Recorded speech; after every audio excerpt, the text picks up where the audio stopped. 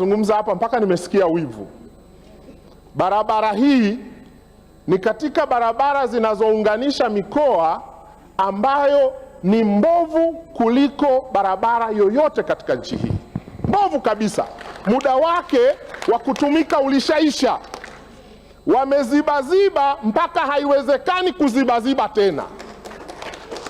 Lakini ni huku ambako nimetaja miradi. Kwanza, mchango wa korosho kwenye uchumi wa nchi yetu hauna mfano wake, lakini barabara hii haikutengewa fedha.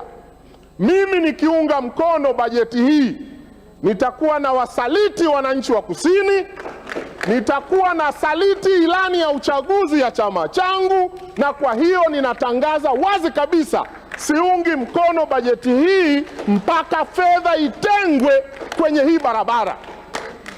Tumetenga fedha kwenye barabara nyingine zote na zingine ambazo kwa kweli bado zinapitika, kasoro hii barabara.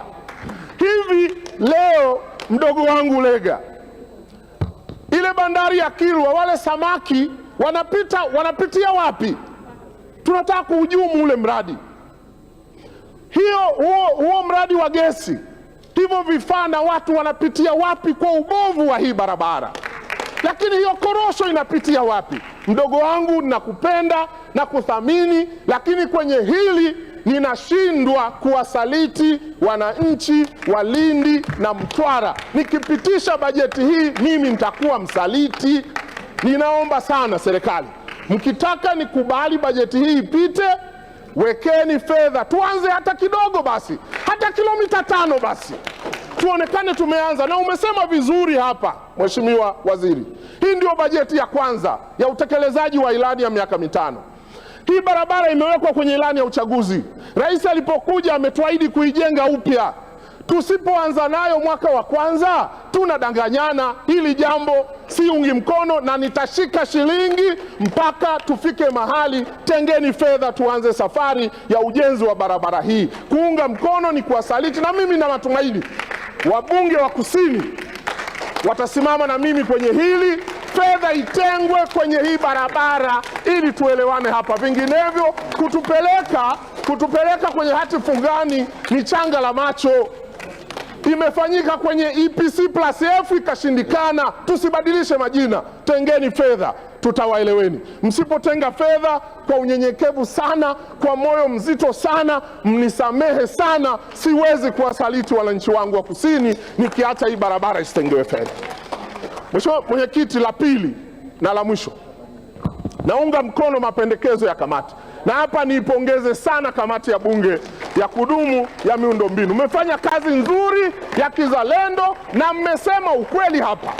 Mheshimiwa Mwenyekiti, ilitungwa sheria hapa, sheria namba 220 ambayo ilianzisha mfuko wa barabara.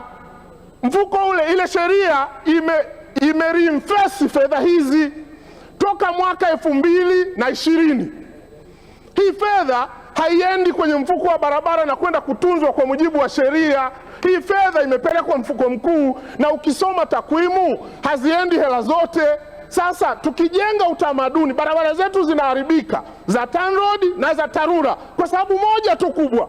Serikali tumeamua kupuuza sheria iliyotungwa na Bunge ya kureinforce hizi hela. Sasa maneno haya mwenyekiti amesema, CAG anasema hatufanyi chochote, kamati ya Bunge inasema hatufanyi chochote. Jamani, tunataka kwenda wapi? Hii miradi barabara zitakufa tu Lega, tutakamata kichwa chako bure. Kazi ni moja tu. Kama serikali mnataka hii fedha isiendelee kuwa reinforce, leteni sheria tubadilishe. Kwa nini mbadilishi sheria? Mnaendelea kubaki na hela. Leo itabidi mnisamehe. Hebu basi tuone uchungu kidogo na hizi barabara. Hii mishipa ya damu ya uchumi wetu tunaihujumu. Kwa nini hamuiheshimu sheria iliyotungwa na Bunge? Ninawaombeni serikali, Hebu nendeni katekelezeni ushauri nao. Naomba wabunge tuunge mkono kamati yetu ya kudumu ya bunge, tusimame kidete, hizi hela ziletwe ziende kujenga barabara zetu. Kuendelea kupelekwa kwenye miradi mingine si sawa. Kama tunataka ziende, tubadilishe sheria, maana kazi ya bunge ni kutunga sheria na kufuta sheria. Leteni hapa tubadilishe, vinginevyo nasema kaka mdogo wangu Lega, na we mwenyewe unatoka kusini kwa sababu wewe ni zao la sisi. Wakati ule tukiwa kisiwa tulikuwa tukibaki pale, wewe ni mjukuu wetu, mtoto wetu. Kwenye hili naomba nisikuunge mkono mpaka uweke fedha kwa ajili ya barabara yetu ya Lindi na Mtwara. Mheshimiwa Mwenyekiti, asante sana na siungi mkono hoja hii. Asante sana Mheshimiwa Nape mchango wako. Namwita sasa Mheshimiwa Timothy. Mtaa mzima unajua maisha ni mwendo wa chapchap.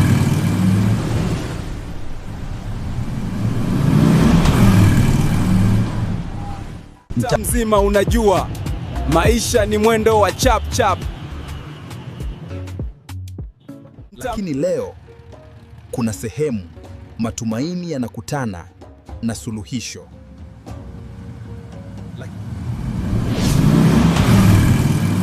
Kwa nini unahangaika? Njoo wezesha Mzawa Microfinance. Punguza stress, ongeza maendeleo.